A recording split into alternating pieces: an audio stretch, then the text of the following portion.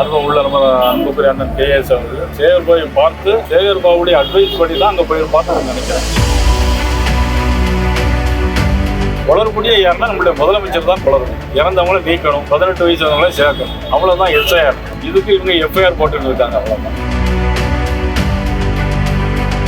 அதாவது என்னன்னா, பீகாரில் வந்து 65 லட்சம் பேர் வாக்காளர் நீக்கிறாங்க. ஏன் வாக்காளர் நீக்கங்க அப்படின்னா, இறந்து போனவர்கள் பட்டியல்.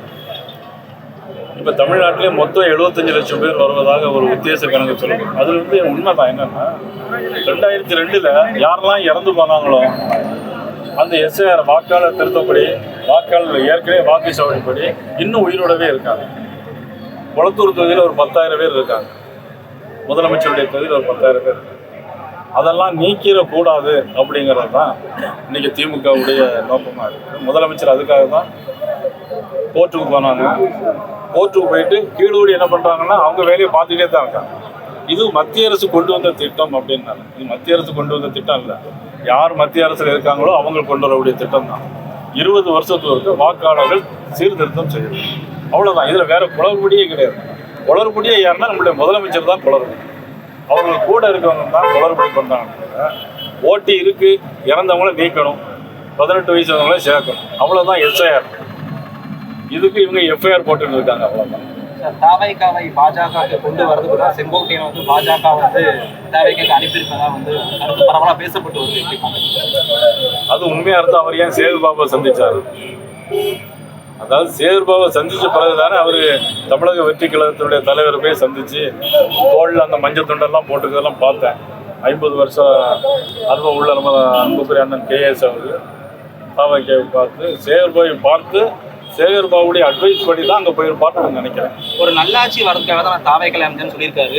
பல ஆண்டுகளாக அதிமுக செயல்பட்டு வந்தார். அப்போ அதிமுக வந்து நல்லாட்சி இல்லைன்ற மாதிரி எதிர்மறையான கருத்தில் பரப்புறதாகவும் சொல்றாங்க. அதுதான் வரி வருத்தமான செய்தி.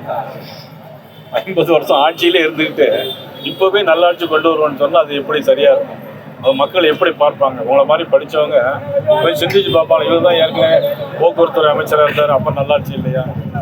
அதுக்கு பிறகு இப்போ கல்வித்துறை அமைச்சராக இருந்தாருங்களே, அப்போ நல்லாட்சி இல்லையா?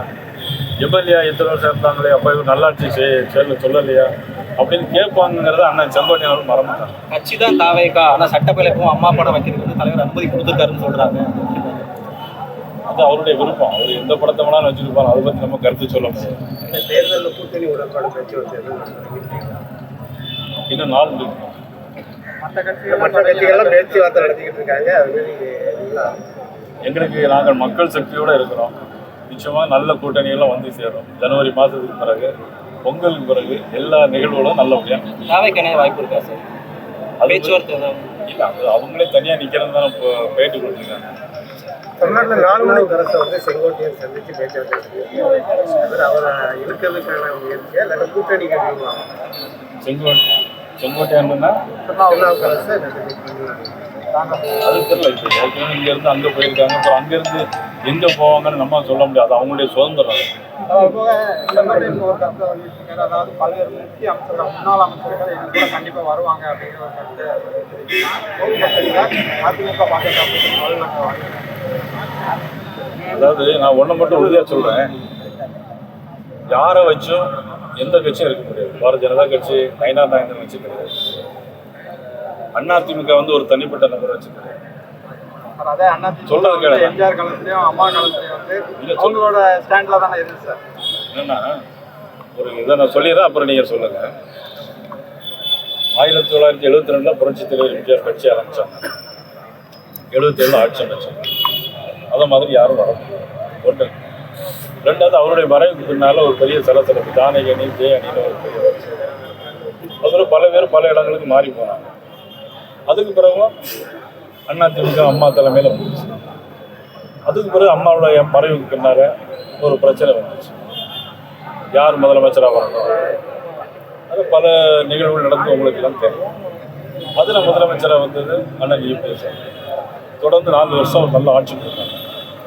எல்லா ரோடும் போட்டாங்க, எல்லா பாலங்களும் கட்டினாங்க, எல்லா திட்டங்களையும் கொண்டு வந்தாங்க. அம்மா எந்த திட்டங்கள்லாம் அறிவிச்சாங்களோ அத்தனையும் அண்ணன் EPS அவர்கள் கொண்டு வந்தாங்க. அதன் பிறகு இந்த கூட்டணி என்பது நயினார் நாகேந்திரனும் குட்டியப்பாவோ ஏற்பாடு பண்ண கூட்டணி கிடையாது.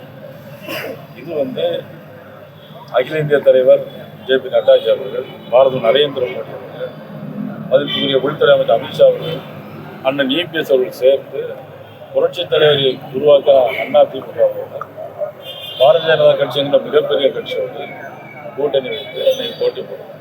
இதில் இன்னும் தேர்தலுக்கு ஏப்ரல் கடந்த 2021 வருஷம், நான் சொல்றது சரியா இருக்குன்னா ஏப்ரல் 10ஆம் தேதி தேர்தல் இன்னும் 100 நாள் இருக்கு. நிறைய நிகழ்வுகள், தேர்தலுக்கு முந்தைய நாள் கூட நிறைய மாற்றங்கள் நிகழ்வுகள் வரும். அரசியலில் எந்த சூழ்நிலை எப்படி வேணாலும் காற்று எந்த பக்கம் வேணாலும் அடிக்கும். அப்படி காற்று அடிக்கும்போது மக்கள் சக்தி ஓங்கி கை ஓங்கி தேசிய ஜனநாயக கூட்டணி. செய்திகளை உடனுக்குடன் தெரிந்து கொள்ள கீழ்கண்ட கேபிள் மற்றும் டிடிஹெச் நெட்வொர்க்குகளில் எம்நாடு செய்தி தொலைக்காட்சியை காணுங்கள். பாதகம் செய்பவரை கண்டால் நாம் பயம் கொள்ளலாகாது பாப்பா. மோதி மிதித்துவிடு பாப்பா, அவர் முகத்தில் உமிழ்ந்துவிடு பாப்பா. அண்மை செய்திகளை உடனுக்குடன் தெரிந்து கொள்ள இணைந்திருங்கள் எம்நாடு தொலைக்காட்சியுடன்.